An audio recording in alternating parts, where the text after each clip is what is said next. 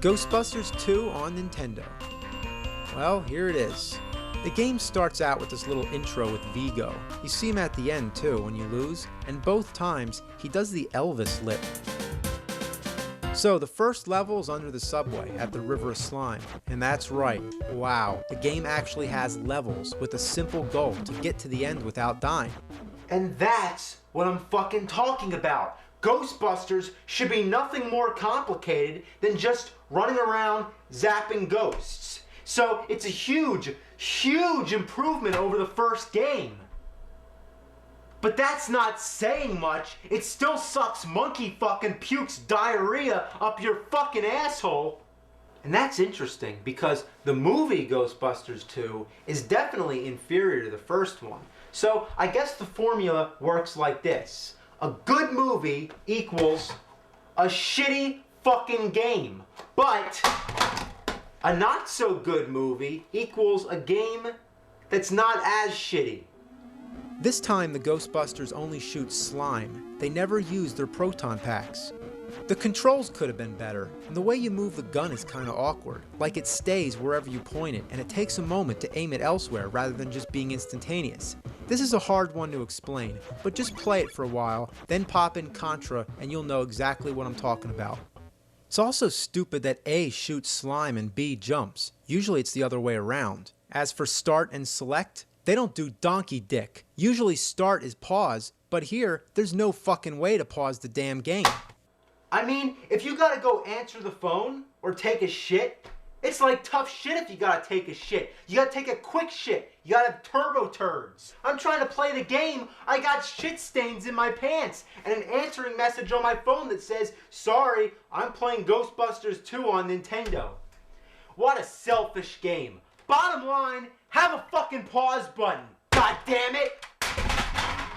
While the game definitely has its variety, the second level you're driving around and dodging shit, and shooting at ghosts that look like bed sheets with 2 eye holes cut out, sorta like Charlie Brown's Halloween costume. Oh, and the car's alive, because when it dies, it bleeds. Yeah, it gets mangled into a bloody mess. Yeah, I know, it's red slime. Level 3 is the courthouse. Oh wait, is that Kool-Aid? Give me the Kool-Aid! Oh, fuck. Level 4, you're driving again. Like before, there's holes you gotta jump over, but you gotta make sure that you drive over the arrows because they're the speed boosters. Oh, get out of my way! Fucking ghost. Alright, here we go. Oh, there's another. Oh, come on. And you think I'm doing bad? Take a look at the demo in the beginning of the game. It doesn't even try. It just crashes into everything. The only reason it even gets by is because after you hit something, you're immune to damage for a brief moment, you can pass through. But really, why is the game having so much trouble playing with itself? It doesn't know it can move up and down or jump. The game sucks at itself more so than any human being, regardless of age or experience, could possibly suck at the game. The irony just baffles me. So anyway, level 5 is the abandoned subway. It seems like somebody's off screen to the left, just constantly throwing junk in your way. I mean, what is all this shit? Fuck.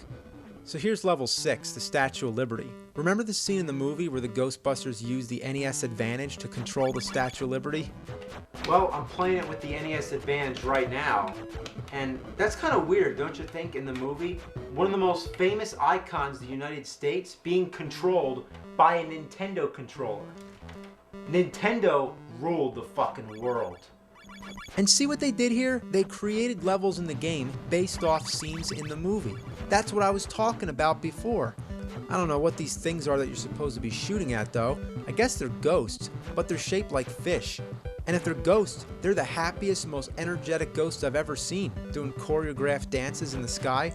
So now we're in the city, so I guess this is level 7, and we're fighting bungee jumping skeletons, I think. Here we go, at the museum, covered in the River of Slime. And this is the final level of the game, and by now, it's all starting to look the same. There really isn't any more variety in the gameplay. The only thing different is the backgrounds. Yet they're all based on scenes from the movie, like the River of Slime, the courthouse, the abandoned subway, and finally the museum. But you're doing the same exact thing, just walking to the end of the level, shooting ghosts overhead, and dodging things that go up and down, bounce across the screen, sweep across the ground, or just wiggle all over the place.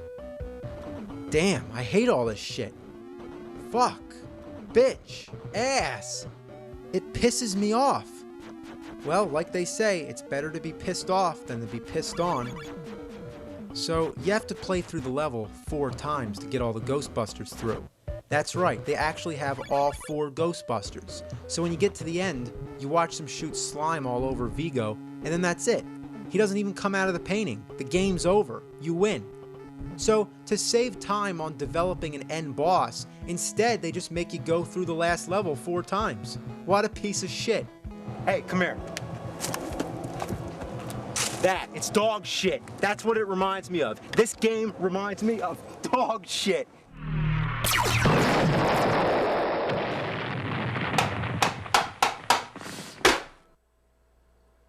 Can Sega do better again? Well, let's find out. We got Ghostbusters on the Sega Genesis, also called the Mega Drive. We're stepping into 16-bit territory now, yet this game was released about the same time as Ghostbusters 2 on Nintendo. Rather than making their own game of Ghostbusters 2, Sega made something completely original. Well, there's only 3 Ghostbusters again. I mean, what's their problem with Winston? What are they, fucking racist or something? Well, whatever the case, you get to pick your Ghostbuster. They got big heads and they walk like they're crapping down their pants. You got dialogue scenes and not 1 but 2 stores, an item shop and a weapon shop, again resorting to that old tired idea of having the Ghostbusters buy all their own equipment. Then you got the map screen, which thank God it serves the only purpose that it should, selecting which order you want to play the stages in. So you can go into the little house, the apartment, the bigger house, the high-rise building, and after you've beaten all that, you can go to the castle.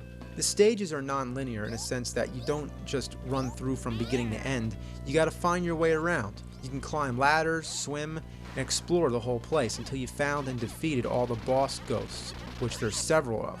And when you defeated them, you get to lay a trap and catch a Slimer in true ghost-busting fashion. After you cleared the stage, you get money and then you leave. So that's the concept, which is enough to keep you entertained. The control's great. Walking and jumping is perfectly responsive, you can easily shoot in any direction, you can crawl, it's fun blasting things, the sounds and music are original, and the caricature look I find kinda amusing actually. This is what you call a game. I like this. I like this? I can't believe what I'm saying. I think the world is coming to an end. Seriously, like fire and brimstone coming down from the skies. Rivers and seas boiling, 40 years of darkness, earthquakes, volcanoes, the dead rising from their graves, human sacrifice, dogs and cats living together, mass hysteria. But don't worry, I'll find something about it that sucks. Like those tablecloths that wrap you up, you can't even do anything but wait. They don't even do any damage, so what's the point? Just to be annoying. You might as well just have somebody come in and take the controller from me for about 5 seconds. There's also an overabundance of weapons and items which, out of all of them, only one is really mandatory. The night goggles. Without them, there's no way you can get through the fire level because you can't see shit. Look at this. I can't tell where I'm going. And the goggles run out of juice, so if you're far along in the level and they start to dim, you're fucked. You gotta kill yourself, go back to the store to buy more goggles, and then start the level all over again. What a shitload of fuck. I also hate these fire towers. It's like, no matter how well you estimate the jump, you either end up getting burnt because you jumped too short, or accidentally touch the fire trying to get as close as possible to jump. And also, you have to make sure that you time your jump right, or the fire comes up and burns your ass. And if you stand there to even try to think about it, a flaming guinea pig comes out. Yeah, flaming guinea pigs are pretty weird, but you know what's also weird? When you die, you turn into a mummy. That I can't understand. Then you got these disappearing green things to jump on. Ugh. Guess what the toughest enemies in the game are? Coffee cups. You think they'd shatter after just one hit, but no, they take forever to break. I don't get it. Lots of the enemies are just annihilated after just one hit, but not those. Don't fuck with the coffee cups. The boss battles are cool, although sometimes really random, like this blue guy that comes apart. Come on, die! Alright. Oh, he still got a head! Yeah.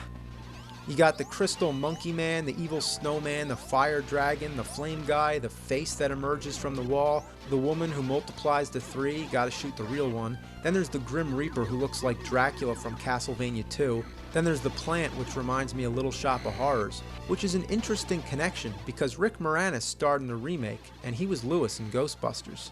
Then you got Stay Puft, who relentlessly attacks you during the stage, but then at the end, you finally get to punish him for all the shit he put you through.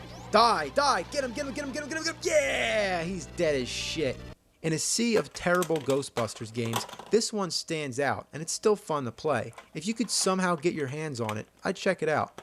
So this concludes my 3-part review of all the Ghostbusters games that I can get my hands on. Is it kind of ironic that I end on one that's actually kind of decent? I don't know. I mean, is it any more ironic that the same guy who did the voice for Garfield did the voice for Peter Venkman in the Ghostbusters cartoon, while Bill Murray was the live-action Peter Venkman, and he also did the voice of Garfield in the movie? And one more thing. Ghostbusters 3. Is it really going to happen? Should it happen? Well, if they made the Santa Claus 3, Free Willy 3, Home Alone 3, Psycho 3, The Never-Ending Story 3, Problem Child 3, and about 10,000 Scary Movie and American Pie sequels, all the crap that gets shat out of Hollywood's big fat fucking ass, I don't see why Ghostbusters 3 shouldn't get made. I grew up with those movies. I would love to see those guys put on the proton packs one more time. Even if the whole movie's just the Ghostbusters sitting around taking a shit, I'd go see it. Now, excuse me, I gotta take out the garbage.